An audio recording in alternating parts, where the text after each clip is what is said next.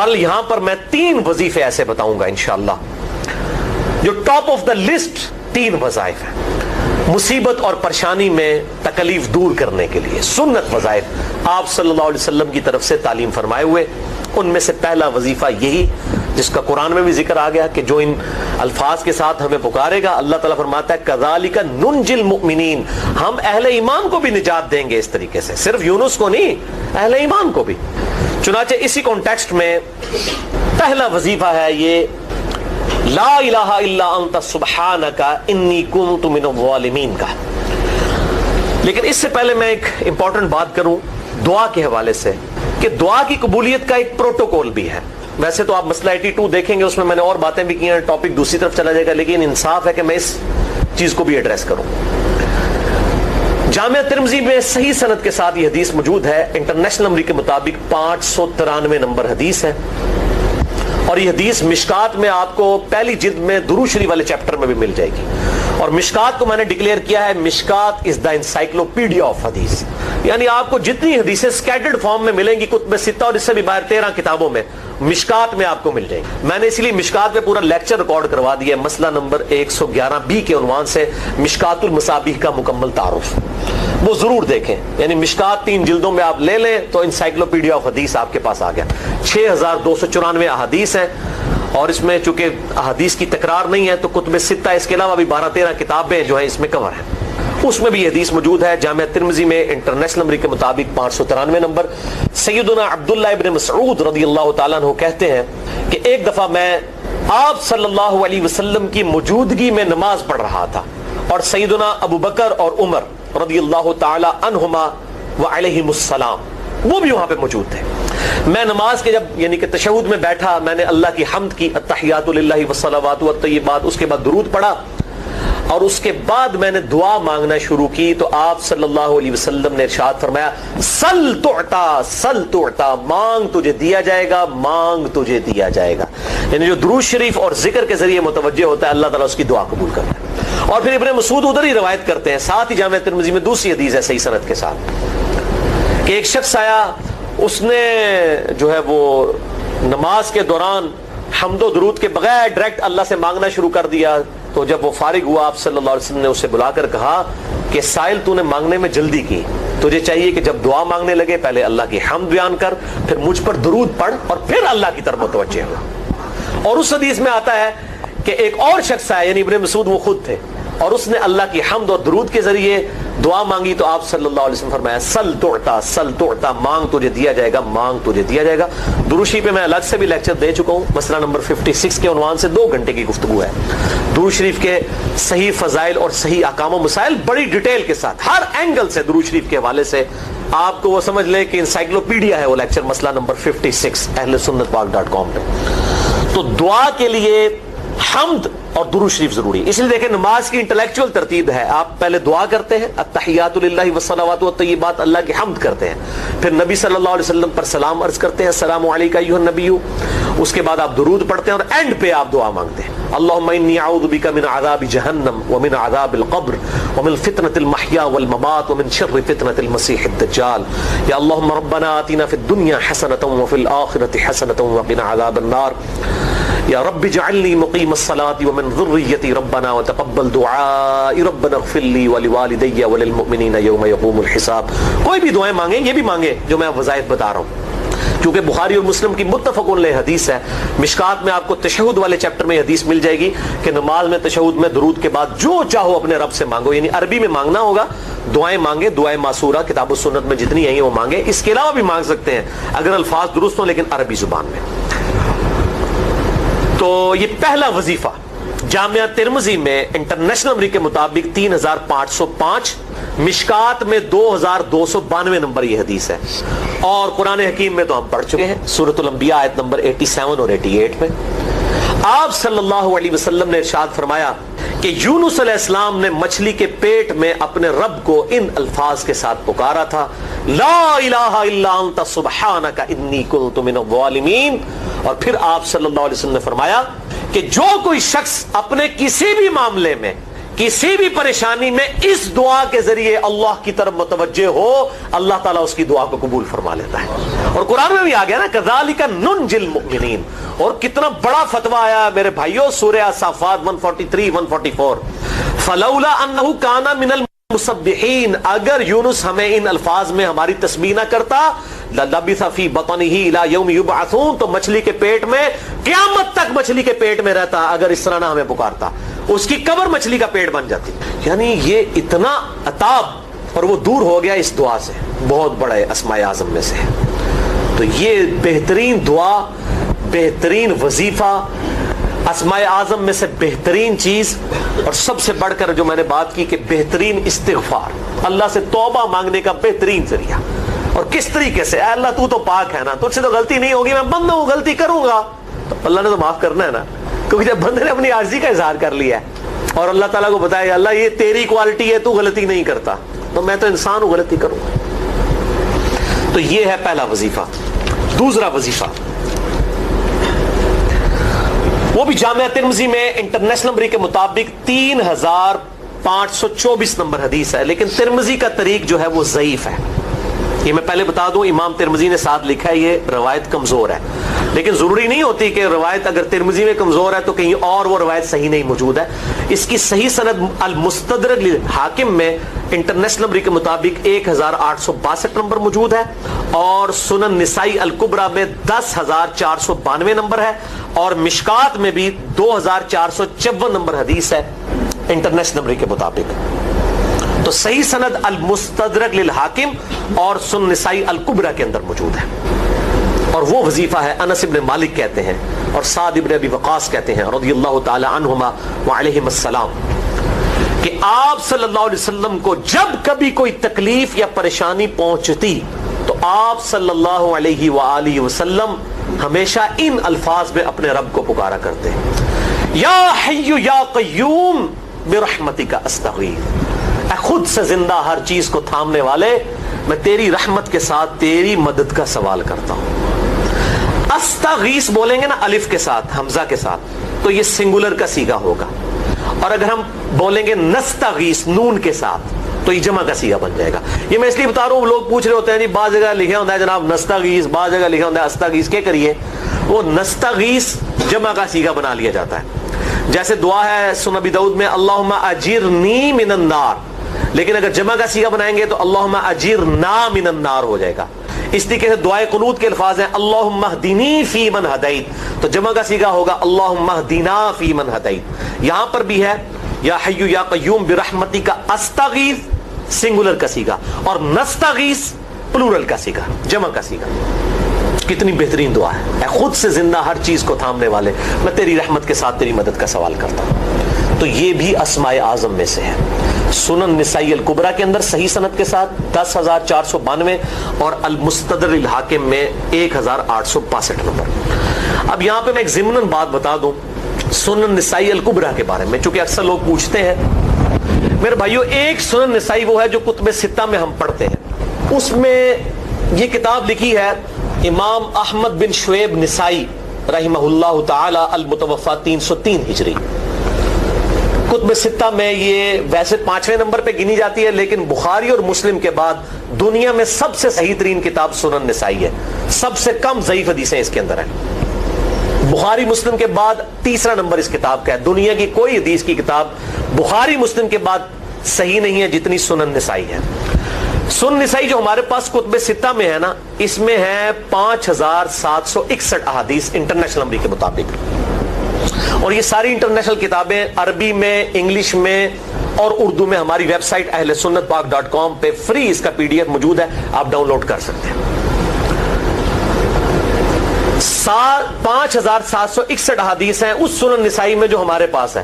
اسے ویسے technical language میں کہا جاتا ہے سنن نسائی الصغریٰ، چھوٹی سنن نسائی، کیونکہ امام نسائی نے یہ کتاب نہیں لکھی تھی، امام نسائی نے کتاب لکھی تھی سنن نسائی الکبریٰ، بڑی سنن نسائی، اور اس میں حدیث ہیں انٹرنیشنل نمبر کے مطابق 11770، بخاری مسلم سے بھی زیادہ حدیث ہیں اس میں۔ لیکن یہ امام نسائی کے ایک شاگرد تھے امام ابن السنی، انہوں نے اس کو مختصر کر کے نا چھوٹی کتاب بنا دیا، اور اب پبلک میں یہی چھوٹی کتاب مشہور ہے۔ اس کی وجہ سے جب ہم سنن نسائی الکبریٰ کا آپ مشکات میں دیکھیں گے نا تو وہ فرق نہیں کرتے ہیں. جب وہ سنن نسائی کا حوالہ دیتے ہیں نا تو آپ کو نسائی میں وہ ملے گا بھی نہیں, وہ الکبریٰ میں ہوتا ہے, کیونکہ وہ اس تفریق کو مانتے نہیں, وہ تو سنن نسائی الکبریٰ کو سنن نسائی مانتے ہیں. جبکہ ہماری پبلک جو ہے وہ سنن نسائی, وہ میں اب حوالہ دے رہا ہوتا ہوں کہ جی سنن نسائی الکبریٰ میں 9928 نمبر حدیث ہے کہ جو آیت الکرسی پڑھ لے فوراً بعد کسی بھی نماز کے فرض کے فوراً بعد تو مرتے ہی جنت میں داخل ہوگا. تو لوگ کہتے ہیں جناب نسائی تے حدیث ہیں جناب 5761 نے, تسی 9928 کی تمہیں دس دیو. تو میں ساتھ حالانکہ بول رہا ہوتا ہوں سنن نسائی الکبریٰ, میں نے کبھی اس کے بغیر نہیں بولا. تو الکبریٰ سے آپ کا دماغ تو کام کرنا چاہیے, الکبریٰ کیوں بول رہا ہے ساتھ؟ کوئی یہ صغریٰ بھی ہے جس کی یہ الکبریٰ ہے بڑی, اور ہمارے گرین کارڈ میں یہ وظیفہ لکھا ہوا ہے الکبریٰ کے ساتھ.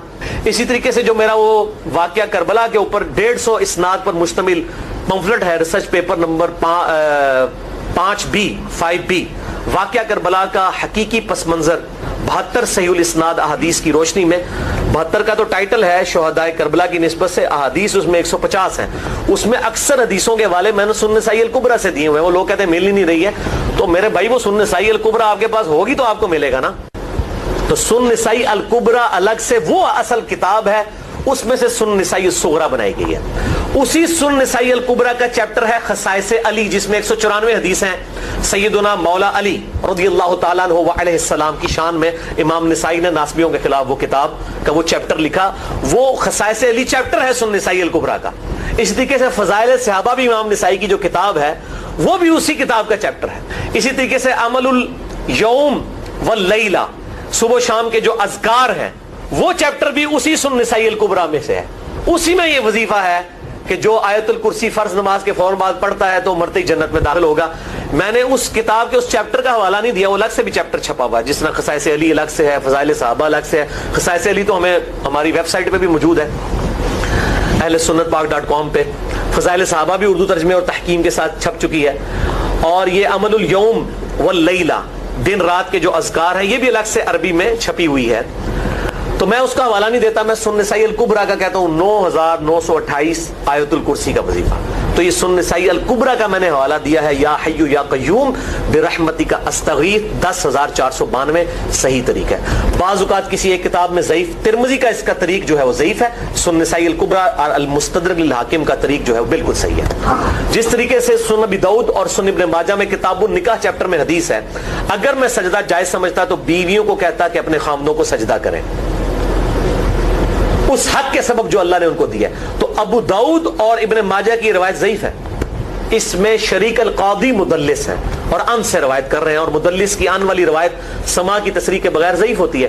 لیکن ہم اس حدیث کو صحیح کہتے ہیں کیونکہ اس سما کی تصریح سنن البہیقی کے اندر موجود ہے الکبریٰ میں, تو ہم پھر اس کی بنیاد پہ کہتے ہیں چونکہ وہاں پر صحیح, لہذا اس کو ہم کہتے ہیں شواہد کی بنیاد پہ صحیح. یہ میں آپ کو ٹیکنیکل چیزیں بتا رہا ہوں, یہ وہ چیزیں جو آپ کے کئی وہ جو بڑے بڑے علماء پڑھ کے فارغ ہوتے ہیں ان کو بھی یہ باتیں نہیں پتہ ہوتی ہیں. وہ کہتے ہیں جناب آپ کہ تو پڑھے ہو, اور میں کہنا پائی میرے آئنسٹائن تے نیوٹن کو کسی مدرسے تو پڑھنے کی ضرورت نہیں ہوتی. نیوٹن 8ویں کلاس ہی نسیا ہوا ہے, آج نیوٹن ہوتے PhD ہوتی فزکس تھی.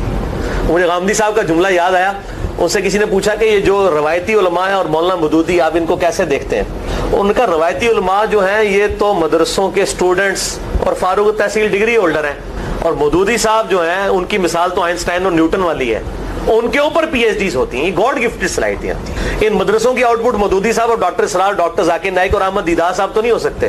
یہ گاڈ گفٹڈ صلاحیتیں ہوتی ہیں. تو میں اس لیے ساتھ ساتھ کلیئر کر رہا ہوں تاکہ یہ جو ایمبیگوٹیز آتی ہیں اس حوالے سے وہ کلیئر ہو جائیں. بہرحال یہ دوسرا وظیفہ ہو گیا. اب تیسرا وظیفہ جو ہے کمال وظیفہ, صحیح بخاری میں موجود ہے, انٹرنیشنل نمبر کے مطابق 4563 نمبر. ابن عباس رضی اللہ تعالی عنہما کہتے ہیں وعلیہم السلام, وہ کہتے ہیں کہ سیدنا ابراہیم علیہ السلام کو جب آگ میں پھینک رہے تھے نا, تو ابراہیم علیہ السلام نے اس وقت کہا تھا حسبنا اللہ ونعم الوکیل, ہم نے اللہ ہی پر بھروسہ کیا اور وہی بہتر کارساز ہے. اور تمہارے نبی صلی اللہ علیہ وسلم کو بھی جب مصیبت اور پریشانی آتی تھی وہ بھی پڑھا کرتے تھے حسبنا اللہ ونعم الوکیل, ہم نے اللہ ہی پر بھروسہ کیا اور وہی بہتر کارساز ہے. اس کے اندر وہ شعر جو بنا دیا نا, نعم المولا ونعم النصیر, ویسے الگ سے آیت ہے, الگ سے آیت ہے, لیکن یہ شعر نہیں بنانا, بس اتنا ہی وظیفہ ہے حسبنا اللہ ونعم الوکیل. اور یہ جو انہوں نے کہا کہ نبی صلی اللہ علیہ وسلم بھی یہ کہتے تھے، اس کا ذکر الحمدللہ قرآن میں بھی موجود ہے، اس سے بھی بڑھ کر سورہ آل عمران کی 173 نمبر آیت میں ہے کہ جب نبی صلی اللہ علیہ وسلم اور اہل ایمان کو یہ خبر پہنچی کہ کافر ان کے خلاف سازشیں کر رہے ہیں، تو نبی اور اہل ایمان نے پکارا حسبنا اللہ و نعم الوکیل. تو حسبنا اللہ و نعم الوکیل قرآن کی آیت بھی ہے، اور یہ ہے وہ آیت، وظیفہ قرآن میں آیا ہوا ہے، یہ آل عمران 173 اور صحیح بخاری 4563. اور مجھے بڑا وجد آیا کہ ابراہیم علیہ السلام کو جب آگ میں پھینکنے لگے تھے، انہوں نے اس وقت اللہ کو ان الفاظ کے ساتھ پکارا، حسبنا اللہ و نعم الوکیل. اچھا یہ جتنے بھی وظیفے ہیں نا میرے بھائیوں، ان کا فائدہ اسی وقت ہے جب آپ کو ترجمہ بھی ان کا آتا ہوگا، ورنہ آپ روزانہ جتنی مرضی تسبیح کھینچتے رہے کوئی فرق نہیں پڑے گا. اس لیے میرا ایک پرسنل مشورہ ہے کہ جب بھی یہ وظیفے پڑھیں نا آپ، اردو ترجمہ بے شک آتا بھی ہو رہا ہے، ایک دفعہ اپنی زبان میں اس کو ریپیٹ کریں. یعنی آپ پڑھیں حسبنا اللہ و نعم الوکیل، میں نے اللہ ہی پر بھروسہ کیا اور وہی بہتر کارساز ہے. آپ دیکھیں یہ صوت القرآن چینل میں جب وہ عربی چل رہی ہوتی ہے، جیسے ہی وہ مراج الدین خان کا ترجمہ شروع ہوتا ہے نا، کیسے کب کبھی تاری ہو جاتی ہے، کیونکہ وہ ہماری زبان میں بات ہو رہی ہوتی ہے نا. ابھی ابھی تو نہیں قیام اللیل میں رو رہے ہوتے، ان کی زبان میں بات ہو رہی ہوتی ہے، اپنی زبان کا اثر ہوتا ہے. اسی طریقے سے آپ لا الہ الا انت سبحانک انی کنت من الظالمین، یا حسبنا اللہ و نعم الوکیل، یا حی یا قیوم برحمتک استغیث، جو بھی وظیفے پڑھیں نا، ایک دفعہ ان وظیفوں کو جب آپ الگ سے دعا مانگ رہے ہوں، اس وقت اس کو آپ اپنی زبان میں بھی دہرائیں. اور اس کے لیے کوئی تسبیح نہیں کھینچنے کی ضرورت کہ آپ نے اتنے 100 دفعہ پڑھنا ہے. تسبیح تو ویسے ٹھیک ہے، وہ آپ استعمال کر سکتے ہیں، لیکن آپ چلتے پھرتے اٹھتے بیٹھتے ہر وقت جس حالت میں بھی، اور صحیح مسلم میں حدیث ہے کہ یہ جو وظائف ہیں ان کے لیے تو کوئی وضو بھی کیا، غسل بھی پروٹوکول نہیں ہے. ہم عائشہ کہتی ہیں نبی صلی اللہ علیہ وسلم حالت جنابت میں بھی اللہ کو یاد کر لیا کرتے تھے. صحیح مسلم میں حدیث موجود ہے، جنابت والے چیپٹر میں ہر حال میں اللہ کو یاد کرتے تھے. اور جو قرآن میں بھی دعائیں یا اذکار آئی ہیں نا، جب آپ حالت جنابت میں بھی اس کو کریں گے نا، تو اس پہ قرآن کا حکم نہیں لگے گا. تو جامعہ ترمذی اور ابو داؤد میں جو حدیث ہے کہ حضرت علی کہتے ہیں نبی صلی اللہ علیہ وسلم کو حالت جنابت کے علاوہ کوئی اور حالت قرآن پڑھنے سے مانے نہیں ہوتی تھی، تو اس سے مراد قرآن کی تلاوت ہے. اگر قرآن کی دعائیں جیسے ہیں بسم اللہ الرحمن الرحیم، یہ بھی تو قرآن ہے، سبحان اللہ بھی تو قرآن ہے، الحمدللہ بھی تو، یہ اذکار جو ہے نا، جب آپ اذکار کی نیت سے پڑھ رہے ہوں گے پھر یہ قرآن نہیں شمار ہوں گے، ذکر شمار ہوں گے. اور اس کے لیے نہ وضو پروٹوکول ہے اور نہ غسل کا ہونا ضروری ہے، ہر حال میں اللہ کو یاد کریں. یونس علیہ السلام نے کتنے یاد کیتا ہے؟ پھر ظلمات، مچھلی کے پیٹ میں، جہاں نہ کوئی اگر بتی تھی اور تعفن پھیلا ہوا تھا اور اندھیرا ہی اندھیرا تھا، یہاں پہ وہ جناب کس طرح وہ روشن کرتے ہیں، پھر 1.25 دفعہ پڑھواتے ہیں. ان میں بتا رہا ہوں آدھا سچ بڑا خطرناک ہوتا ہے. یعنی آیت کریمہ کی اصلیت تو موجود ہے کتاب و سنت میں، لیکن آدھا جو سچ جھوٹ ساتھ ملا لیا نا، اس کے سارا بیڑا غرق کر دیا ہوا. اور بجائے یہ کہ لوگوں کو یہ وظیفہ بتایا جائے کہ اٹھتے بیٹھتے چلتے پھرتے اللہ کو ان الفاظ میں یاد کریں، اس کو انہوں نے کوئی اور ہی رنگ دے دیا ہوا ہے. اور اس نے جامعہ ترمذی میں حدیث ہے جو شخص بھی یونس علیہ السلام کی دعا کے ساتھ اللہ کی طرف متوجہ ہوا، اللہ تعالیٰ اسے محروم نہیں لوٹائے گا. لا الہ الا انت سبحانک انی من الظالمین. اور قرآن میں بھی ہے کذالک ننجی المؤمنین، ہم مومنین کو بھی نجات دیں گے جس طرح یونس کو دی تھی اس دعا کی برکت. میرا تو کلپ ہے مصیبت اور پریشانی سے بچاؤ کے 3 وظائف، اس میں سے ایک وظیفہ یہ ہے، دوسرا حسبنا اللہ و نعم الوکیل، تیسرا یا حی یا قیوم برحمتک. صبح شام کے اذکار جو ہیں وہ اگر فرض نماز سے پہلے کر لیے جائیں تو فجر کا وقت داخل ہونے کے بعد صبح کے اذکار کر سکتے ہیں آپ، ٹھیک ہے جی، ختم سحری کے فوراً بعد، چاہے فجر پڑی ہو، کیوں؟ وہ صبح کے اذکار ہیں. ٹھیک. اور شام کے اذکار، چونکہ شام کے اذکار ہیں، آپ غروب آفتاب سے پہلے کر لیں، سب سے افضل وقت وہ ہے. ورنہ آپ مغرب کے بعد کر لیں، افضل وقت یہ ہے کہ مغرب سے پہلے کریں. شام کے اذکار ہیں وہ رات کے نہیں ہیں، مغرب میں تو رات شروع ہو جاتی ہے. فی النار اعوذ باللہ السمیع العلیم من الشیطان الرجیم من حمزہ ونفخہ ونفثہ بسم اللہ الرحمن الرحیم رب اشرح لی صدری ویسر لی امری واحلل عقدۃ من لسانی یفقہوا قولی. بسم اللہ الرحمن الرحیم ان اللہ وملائکتہ یصلون علی النبی یا ایہا الذین آمنوا صلوا علیہ وسلموا تسلیما. اللہم صل علی محمد وعلی آل محمد کما صلیت علی ابراہیم وعلی آل ابراہیم انک حمید مجید. اللہم بارک علی محمد وعلی آل محمد کما بارکت علی ابراہیم وعلی آل ابراہیم انک حمید مجید. اللہم ربنا ربنا آتنا في الدنيا حسنة وفي الآخرة حسنة وقنا عذاب النار ربنا آتنا من لدنك رحمة وهيئ لنا من أمرنا رشدا لا إله إلا أنت سبحانك إني كنت من الظالمين حسبنا الله ونعم الوكيل يا حي يا قيوم برحمتك أستغيث ولا حول ولا قوة إلا بالله العلي العظيم آمين۔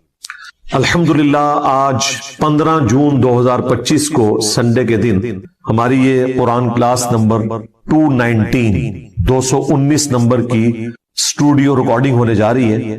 آج انشاءاللہ تعالی ہم سورۃ الانبیاء سورت نمبر 21 سے سٹارٹ کریں گے۔ آج پارہ نمبر 17 کا بھی آغاز ہو رہا ہے اور پہلی سورت سورۃ الانبیاء ہے۔ قرآن حکیم میں اس کا نمبر 21 ہے اور یہ مکی صورتوں میں سے ایک صورت ہے، اور مکی صورتوں کا جو اسلوب ہے وہ عقیدہ توحید سے متعلق ہے، فکر آخرت سے متعلق ہے۔ اس میں بھی اسپیسیفکلی آخرت میں اللہ تعالی جو انسانوں کو اٹھائے گا اس کے حوالے سے ڈسکشن ہے، اور مختلف انبیاء کرام علیہ السلام سے متعلق جو ان کو مختلف قوموں میں بھیجا گیا، ان کے جو حالات و واقعات مختلف جگہ قرآن پاک میں رپورٹ ہوئے، کمبائنڈ فارم میں آپ کو یہاں پر ملیں گے۔ اسی نسبت سے اس کا نام سورۃ الانبیاء ہے۔ اس میں حضرت ابراہیم علیہ السلام کا ذکر خیر بھی ملے گا، عیسیٰ علیہ السلام کا، سیدہ مریم کا، اور باقی انبیاء کرام کا۔ بعض کا نام آیا ہے، بعض کا تھوڑا تفصیلی ذکر آیا ہے، اور کنکلوژن اس کی اللہ کے محبوب صلی اللہ علیہ وآلہ وسلم کو جو اللہ تعالیٰ نے ٹائٹل دیا وما ارسلناک الا رحمتا للعالمین، اس پہ جا کر یہ سورت کنکلوڈ ہوگی۔ انبیاء کرام علیہ السلام سے متعلق عقیدہ کیا ہونا چاہیے اور انبیاء کرام کا اپنا کیا عقیدہ ہوتا تھا، یہ دونوں چیزیں اس سورت کے اندر بیان ہوگی۔ عام آدمی جس نے قرآن کبھی ترجمے سے نہیں پڑھا، اس سے اگر پوچھا جائے کہ سورۃ الانبیاء میں کیا ہوگا، تو عموماً جو آپ کو ان پڑھ جاہل قسم کے لوگ علماء میں سے بھی اور واعظین میں سے بھی، وہ آپ کو یہی کہتے سنائی دیں گے کہ جی اس میں انبیاء کرام کی خوبصورتی کا بیان ہوگا، ان کی آنکھیں کیسی تھیں، ان کے بالوں کا رنگ کیسا تھا، وہ اس قسم کی باتیں بیان کرتے ہیں اور ممبروں سے کرتے ہیں۔ سورۃ الانبیاء سے بہتر اور کوئی سورت نہیں یہ بات بتانے کے لیے کہ انبیاء سے متعلق آپ کا کیا عقیدہ ہونا چاہیے اور انبیاء کا عقیدہ توحید اپنا کیا تھا، یہ دونوں باتیں اس میں بیان ہوئی ہیں۔ اور ہمارے سب کانٹیننٹ میں جو دین تصوف نے عقائد کی خرابی پروپیگیٹ کر دی ہے، اس کی جڑ کاٹنے کے لیے ایک سورت کافی ہے، چھوٹی سی سورت ہے، اور عقیدہ توحید کو بھی واضح کرے گی، انبیاء کرام علیہ السلام کے اپنے سٹیٹس کو بھی واضح کرے گی کہ انبیاء کے بارے میں آپ نے کیا عقیدہ رکھنا ہے، ان کو منی گاڈ نہیں بنانا، اور انبیاء کرام ہر مشکل ہر پریشانی میں اپنے رب کی طرف رجوع لاتے تھے، اس کا ذکر بھی آپ کو اس میں ملے گا۔ یہ ڈومیننٹ چیز ہے سورۃ الانبیاء کے حوالے سے۔ سٹارٹ ہی میں آپ کو نبی اسلام کا جو ذکر خیر ہے، آپ کی جو دعوت توحید ہے، اس کے مقابلے پر مشرکین عرب نے جو آپ کو رسپانس کیا اور جو آپ کے لیے غلط زبان استعمال کی، آپ علیہ السلام کو جو تانے دیے، اور اس پر جو اللہ تعالیٰ کا جواب ہے، شروع کی چند آیات میں ہی آپ کو عقیدہ کلیئر ہو جائے گا۔ اس عقیدے کا کوئی لینا دینا نہیں ہے دین تصوف میں پھیلائے گئے عقیدوں سے، جن میں پیغمبر منی گاڈ ہوتا ہے، کوئی بزرگ بابا جو ہے وہ منی رسول ہوتا ہے، اور ان کے علماء جو ہیں وہ منی صحابی ہوتے ہیں، یعنی اس طرح ان کو ٹائٹل دیے ہوتے ہیں انہوں نے اور ایسے مرتبے دیے ہوتے ہیں۔ یہ سٹارٹ ہی میں آپ کو بالکل کلیئر ہو جائے گا۔ اعوذ باللہ من الشیطان الرجیم، بسم اللہ الرحمن الرحیم۔ اقترب للناس حسابهم، قریب آ گیا ہے لوگوں کے حساب کا وقت، وہم فی غفلۃ معرضون، لیکن ان کا حال یہ ہے کہ وہ غفلت میں منہ پھیرے ہوئے ہیں۔ ایبسولوٹلی اس آیت کو دیکھا جائے تو پوری انسانیت کے لیے جیسے انسان نے مرنا ہے، آخرت کی زندگی شروع ہو جانی ہے، اس کا حساب بالکل اس کے قریب ہے، لیکن انسان غفلت کی زندگی گزار رہا ہے. اور اگر آپ اسے ریلیٹیولی دیکھیں آنے والے ٹاپک کے ساتھ تو یہ مشرکین عرب سے متعلق ہے کہ اللہ تعالیٰ نے ان کے لیے فیصلہ فرما لیا ہے کہ ان پر عذاب استیصال آئے گا غزوہ بدر کی شکل میں، اس کے بعد غزوہ احد کی شکل میں، خندق کی شکل میں. کئی لوگوں کو اس سے پہلی توبہ کی توفیق مل جائے گی، کئی کو نہیں ملے گی. ان کے حساب کا وقت اب قریب آ چکا ہے، لیکن یہ غفلت میں منہ پھیرے ہوئے ہیں. ما یأتیہم من ذکر من ربہم محدث، ان کے رب کی طرف سے کوئی بھی نئی نصیحت نہیں آتی مگر اس حال میں الا استمعوہ وہم یلعبون، کہ وہ اسے سنتے تو ہیں مگر کھیل کود میں مگن ہوتے ہوئے، کیجول لیتے. سورۃ الفرقان میں ہے نا کہ اللہ کے نیک بندوں کی نشانی یہ ہے کہ وہ اندھے اور بہرے بن کر اللہ کی آیات پر نہیں گرتے، غور و تفکر کرتے ہیں. اللہ تعالیٰ کی طرف سے پیغام آیا، اسے سیریس لینے کی ضرورت ہے. بجائے اس کے کہ اسے سیریس لیں، وہ کہتے تھے یہ اگلے لوگوں کی کہانی ہے، اور پہلے بھی ہم نے اتنی باتیں سنی، کوئی عذاب نہیں آیا. اگر یہ نبی واقعی سچا ہے اور یہ کہتا ہے کہ مرنے کے بعد زندہ کیا جائے گا تو بڑا آسان سا ٹیسٹ ہے، ہمارے ماں باپ کو زندہ کر دے، ہمارے سامنے لے آئے، ہم اس پہ ایمان لے آئیں گے. تو بھائی اگر یہ سب کچھ ہو جائے تو پھر آپ کون سا ایمان لے کر آئے؟ ایمان کا تو مطلب ہی ہے غیب میں دیکھ کر ماننا. ان الذین یخشون ربہم بالغیب لہم مغفرۃ واجر کبیر، جو اپنے رب سے بغیر دیکھے ڈرتے ہیں ان کے لیے مغفرت اور بڑا اجر ہے. دیکھ کر تو سب نے مان لینا ہے. تو اللہ تعالیٰ فرما رہا ہے ان کے پاس کوئی بھی نصیحت آتی ہے، قرآن کی کوئی بھی صورت نازل ہوتی ہے، آیات نازل ہوتی ہیں، تو وہ اسے کیجول لیتے ہیں، اس حال میں سنتے ہیں کہ وہ کھیل میں مگن ہے. آج مسلمانوں کا بھی یہی حال ہے. مسلمان تو خیر اس سے بھی پیچھے چلے گئے، وہ کم از کم سن لیتے تھے، یہ تو سننے سے بھی قاصر ہے. عربی آتی نہیں ہے، ترجمہ سنتے نہیں ہیں. لاہیۃ قلوبہم، ان کے دل غافل ہو چکے ہیں. وَأَسَرُّ النَّجْوَى، اور یہ آپس میں سرگوشیاں کرتے ہیں. الذین ظلموا، جو کہ ظالم لوگ ہیں، اور کہتے کیا ہیں؟ هل هذا الا بشر مثلکم، یہ تو نہیں مگر تمہارے جیسے ایک انسان. یعنی نبی اسلام کے بارے میں وہ کہتے ہیں یہ تمہارے جیسے ایک انسان ہے، اس نے جو دعوی پیغمبری کیا ہے اس میں اور ہم میں کوئی فرق نہیں. نعوذ باللہ. افتأتون السحر وانتم تبصرون، کیا تم پیروی کرو گے اس جادو کی جس کو تم اپنی آنکھوں سے دیکھ رہے ہو کہ یہ جادو کر رہا ہے، اس میں کوئی حقیقت نہیں ہے، تو آنکھوں سے دیکھنے کے باوجود تم اس سحر کی پیروی کرنا شروع کر دو گے. وَلِعَوْذُ بِاللَّهِ تَعَالَى. یہ نبی اسلام کے لیے وہ غلط کلمات استعمال کرتے تھے. اس کے بعد بھی کافی ساری چیزیں آئیں گی، لیکن اس میں غور طرف بات یہ ہے کہ ان کی بات سچ ہے لیکن اس کا اینگل انہوں نے غلط دیا ہوا ہے. یہ بات تو سچ ہے کہ نبی اسلام بھی انسان ہی تھے. سورہ بنی اسرائیل میں آیا کہ اگر زمین پر فرشتے آباد ہوتے تو ہم فرشتوں میں سے پیغمبر بھیجتے. اب چونکہ انسان آباد ہے تو انسانوں میں سے پیغمبر آئے گا. بات سچ ہے، لیکن بظاہر تو یہ ہماری طرح کے انسان ہیں، اس میں کوئی شک نہیں ہے. سب سے بڑا فرق اس حوالے سے جو وہ ایمفسائز نہیں کرتے تھے وہ یہ تھا کہ ان پر اللہ کی طرف سے وحی آتی ہے، اور وہ ایسا کلام لے کر آئے ہیں عربیوں میں کہ عربی بھی ششدر رہ گئے قرآن کے اس اعجاز کو دیکھ کر. اسی وجہ سے جو لوگ حق سے غافل تھے انہوں نے یہ کہنا شروع کر دیا گویا کہ نبی اسلام جادو کر دیتے ہیں لوگوں کے اوپر. جو بھی سنتا ہے وہ آپ پر ایمان لے آتا ہے اگر وہ سلیم الفطرت ہوا.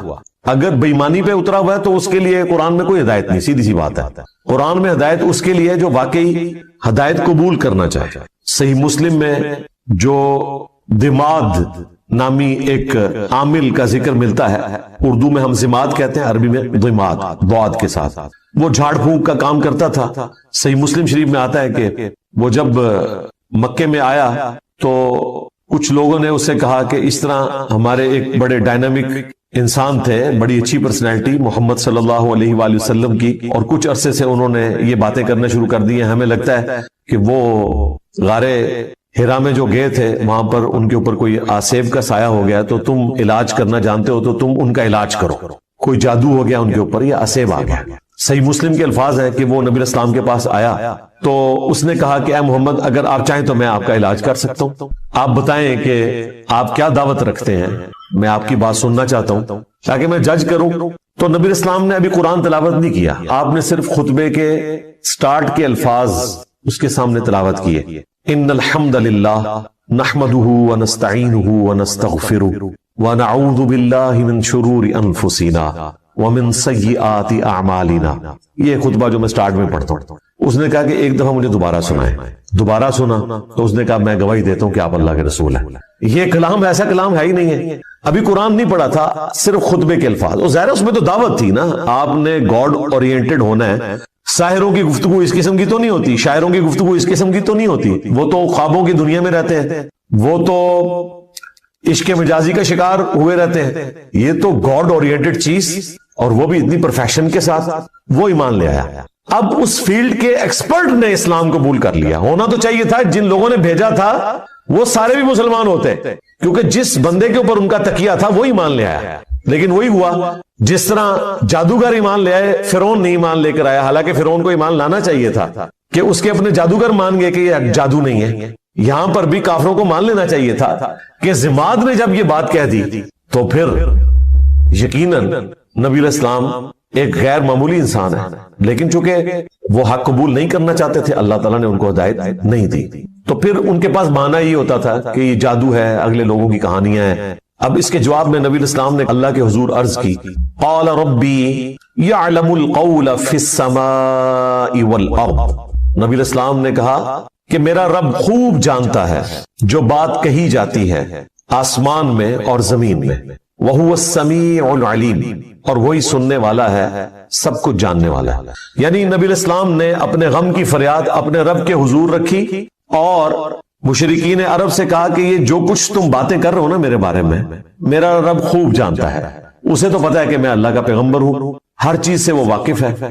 بل قالوا اضغاث احلام, بلکہ وہ یہ بھی کہنا شروع ہو گئے کہ یہ پریشان خواب ہے. بل افتراہ, بلکہ یہ خود سے انہوں نے گھڑ لیا ہے.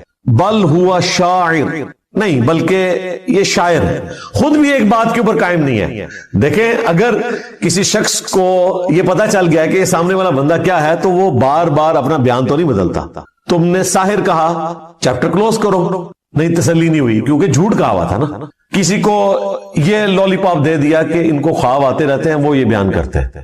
بعض جگہ پہ آیا کہ یہ اساطیر الاولین ہے, اگلے لوگوں کی کہانیاں بیان کرتے ہیں. اچھا, بعض لوگوں کو انہوں نے کہا کہ انہوں نے اللہ پر جھوٹ باندھ دیا, اور بعض کو کہا کہ یہ شاعر ہے.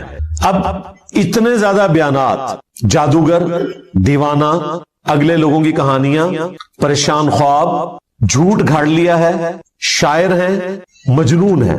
یعنی یہ 7 تو میں نے انگلیوں پہ آپ کو گنوا دی گالیاں جو وہ دیا کرتے تھے اپنے نظام میں. اب اس کے اگینسٹ نبی علیہ السلام کو نبوت ثابت کرنے کے لیے وہ ڈیمانڈ کیا رکھ رہے ہیں, فَلْيَأْتِنَا بِآيَةٍ كَمَا أُرْسِلَ الْأَوَّلُونَ. اگر واقعی یہ پیغمبر ہے نا تو یہ اس طرح کے معجزات کیوں نہیں لے کر آتا جو معجزات اگلے لوگوں کو, اگلے پیغمبروں کو دیے گئے تھے.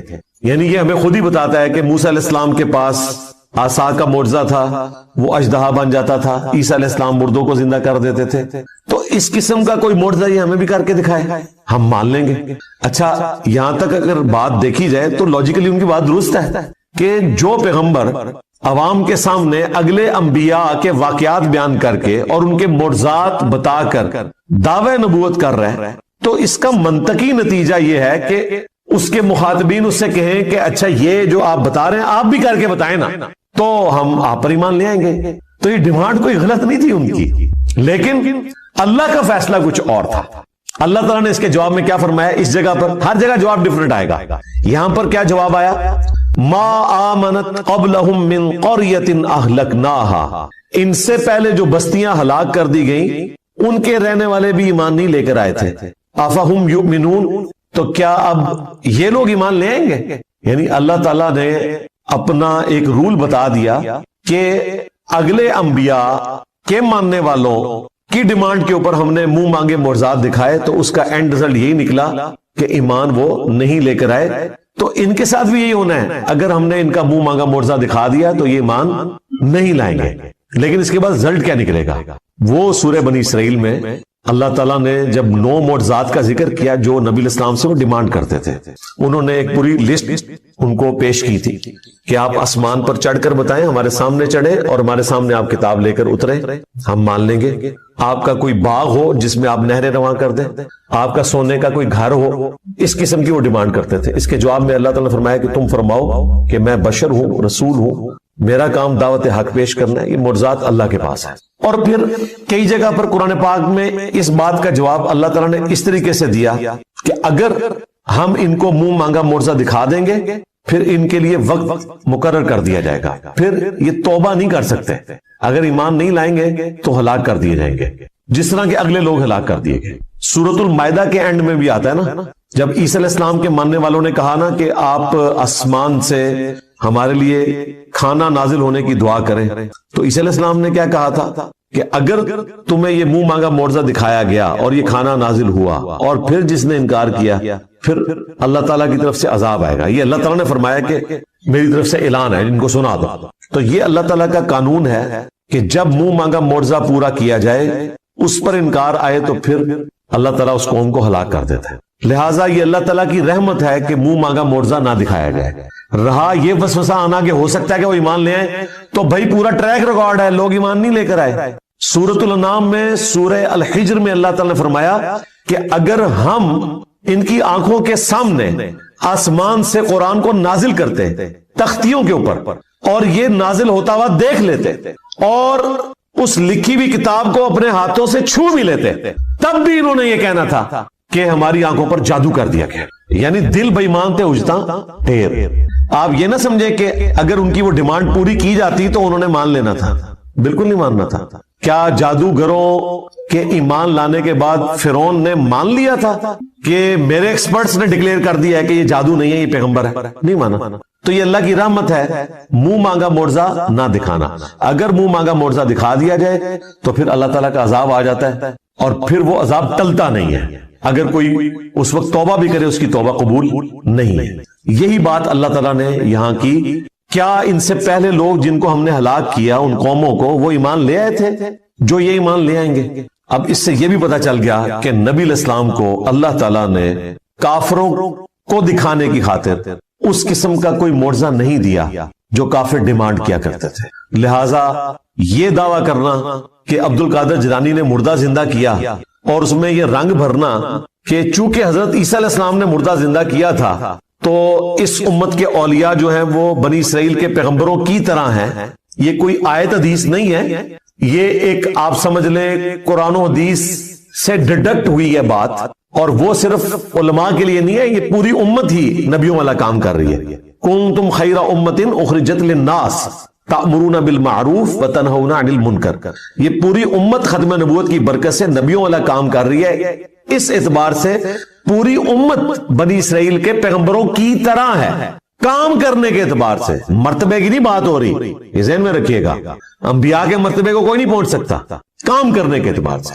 اب جن کی پرائمری رسپانسبلٹی تھی دعوت حق پیش کرنا، یعنی کہ اللہ کے محبوب صلی اللہ علیہ وآلہ وسلم، ان کے مخالفین جو تانا دیا کرتے تھے اس تانے کو ختم کرنے کے لیے بھی اللہ تعالیٰ نے نبی علیہ السلام کو عصا کا معجزہ یا مردہ زندہ کرنے کا معجزہ نہیں دیا۔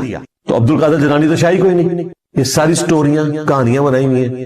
پھر عبد القادر جیلانی کو بھی جسٹیفائی کرنے کے لیے نبی علیہ السلام سے متعلق بھی ایک جھوٹا واقعہ مشہور کر دیا کہ ایک صحابی کے بچے نے جو ہے وہ دوسرے بچے کو ذبح کیا اور پھر نبی علیہ السلام کی دعوت کو جابر بن عبداللہ کی طرف منسوب ایک توبہ۔ قرآن تو بالکل اور بات کر رہا ہے۔ پھر ہمارے جو خادم رضوی صاحب تھے وہ کہتے ہیں جی ممتاز قادری جو ہے وہ اپنی ایمبولینس سے باہر نکل آیا اور قبر پہ گئے تو 2 تلواریں اٹھائے باہر نکل آیا اور جیسے ہی پولیس والے قریب آئے تو ڈر کے پھر دوبارہ لیٹ گیا۔ یہ میں کہہ رہا ہوں پوری دنیا نو بریلوی کر لو یار، اس طرح کا منظر دکھا کے سب جھوٹ ہے، اس طرح نہیں ہو سکتا بھائی۔ اگر نبی علیہ السلام کو وہ معجزات نہیں دیے گئے نا تو باقیوں کو تو دینے کی ضرورت ہی نہیں ہے نا۔ باقیوں کو منوانا تو نہیں ہوتا، اللہ نے منوانا صرف پیغمبر کو ہوتا ہے۔ پیغمبر کے بعد کرامت کا کنسپٹ یہ ہے کہ اللہ تعالیٰ کسی پہ کرم کرتا ہے، کوئی کر کے نہیں کچھ دکھا سکتا، یہ ذہن میں رکھیے گا کہ میں یہ کرنے لگا ہوں یا میں یہ کر سکتا ہوں، یہ صرف نبی کہہ سکتا ہے، وہ بھی اتنا جتنا اللہ اس کو بتائے، کیونکہ نبی کو منوانا ہوتا ہے، غیر نبی کو تو نہیں منوانا ہوتا۔ تو نبی علیہ السلام کے بارے میں کافر اتنی بڑی بڑی باتیں کر رہے ہیں اور اس کی کنکلوژن اس اعتبار سے کر رہے ہیں کہ اچھا تو واقعی اگر نبی ہے نا، تو شاعر نہیں ہے، تجھے پریشان خواب نہیں آتے، تو نے اللہ پر جھوٹ نہیں باندھا، تو اگلے لوگوں کی کہانیاں بیان نہیں کرتا، تو جادوگر نہیں ہے، تو مجنون نہیں ہے، تو ٹھیک ہے جو تو نے خود معجزات بیان کیے نا ان میں سے کوئی ایک معجزہ کر کے دکھا تھا۔ نہیں، सूरत अल-नाम में अल्लाह ताला ने फरमाया, ऐ नबी हमने तो मुर्जा नहीं दिखाना, जो ये डिमांड कर रहे हैं। तुमसे हो सके तो जमीन में कोई सुरंग तलाश कर लो या आसमान पे सीढ़ी लगा दो और कोई मुर्जा ले आओ।